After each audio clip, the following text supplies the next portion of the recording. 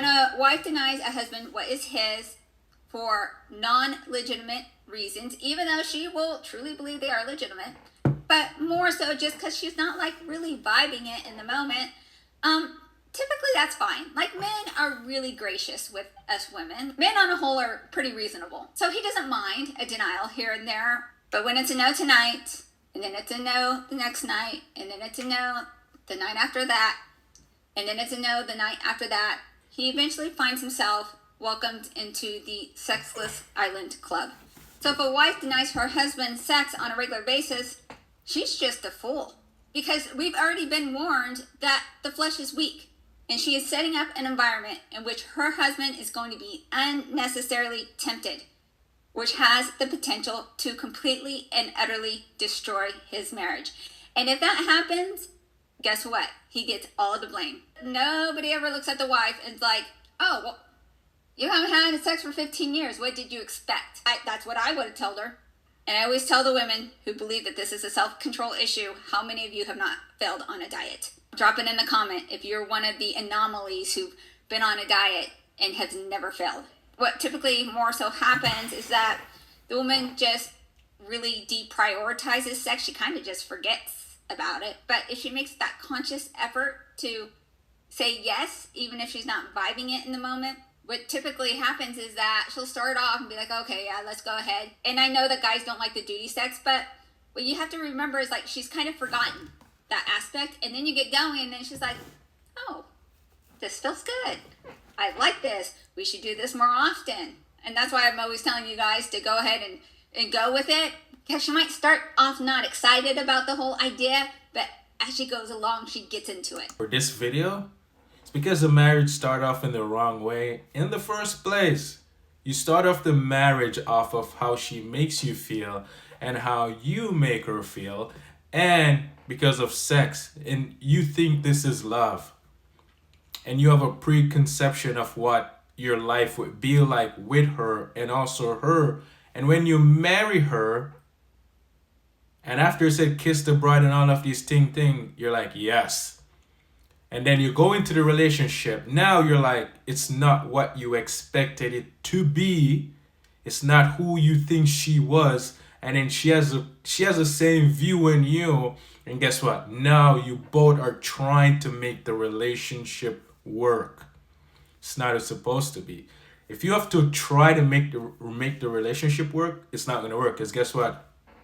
You're going to demand things from her and do things to make her feel some type of way, to make her feel happy, to make her feel sad, just to have sex with her. And guess what? The woman's going to have sex. You're going to do these things to control her, to make her do what you want. Now, you want to control the situation. Now, she wants to control the situation. It's not going to happen. It's not going to go well because now both of you are fighting for what you want. And it's because you start off the marriage the wrong way.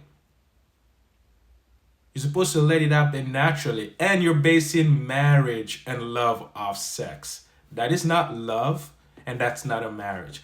When you're marrying a person, it's to have kids. That means you already know who the person are. You worked in yourself so you can see women for what they are, and the woman can see the man for who they truly are. Not someone that's going to tell you or show you or pretend to be something they're not. And when you get into a relationship, it's not what you expected. So now the relationship is downhill, and now you're going to have to divorce that person. Or the thing is, you're going to catch hell for it because it was a thought at first that the devil set you up with, like, oh, it's going to be so nice, it's going to be so good. Yes, yes. And then guess what? It's not what you expected. So you listen to thoughts. You listen to the evil spirit that you have identified with for so long. And now you think it's you, but it's not you.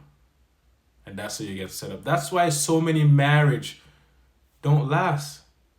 Because you base it off sex. You base it off how she makes you feel. You base it off all these feelings that are not from God. And she does the same thing too. That's why women fall out of love. They fall out of love. It's not the same anymore. I don't feel the same. You don't treat me well. You don't prioritize me anymore. Because at first you're probably showing her all the attention. Beta male! And guess what now? You're not doing it for her anymore. So guess what? She's gonna find another guy that give her all the attention, give her all that feelings that you did in the first place. And now she's gonna go seek it again. And once that gone with another guy, she's gonna go do it again. And you, the man, doesn't understand that that's not love. It's because only you. The only reason you think that is love is because of your mom.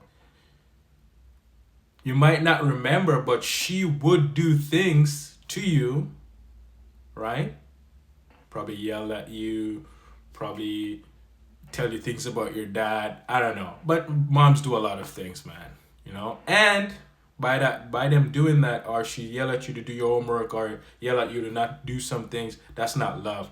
And then because she do these things to you, you go in your imagination. You imagine until I say if you don't like your mom or you hate your mom. And then by doing that, you create this world inside. Oh, I want to move here. I want to marry this person. I want to find true love. And then not only that, your mom tell you she loves you, which she lies to you because it's not love. And then you identify with that. And now you're seeking after it from a woman. And you get it. But guess what? It's not love because you end up loving the thing you hate the most. And your woman become just like your mom. And you're married to your mom now. Interesting, right?